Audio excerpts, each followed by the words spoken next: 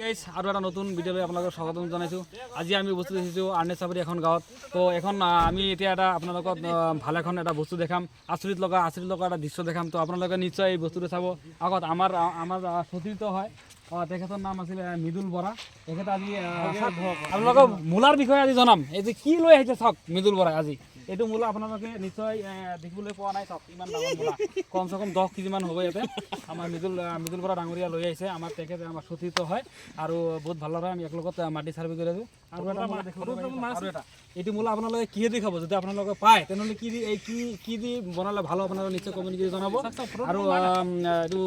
আৰু প্ৰচেছটো যদি কোনোবাই জানে এই মূলাটোত, তেনেহ'লে আপোনালোকে নিশ্চয় এই প্ৰচেছখিনি আপোনালোকে জনাই দিয়ে। যিহেতু আমি নাজানো, এই মূলাটো দেখাও নাই, আজি ফাৰ্ষ্ট টাইম দেখিছোঁ।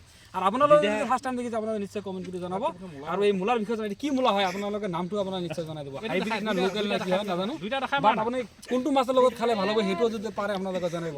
আৰু তেখেতে মৃদুল বৰা ডাঙৰীয়া, তেখেতে মূলাৰ বিষয়ে কিবা এটা কৈ দিয়ক।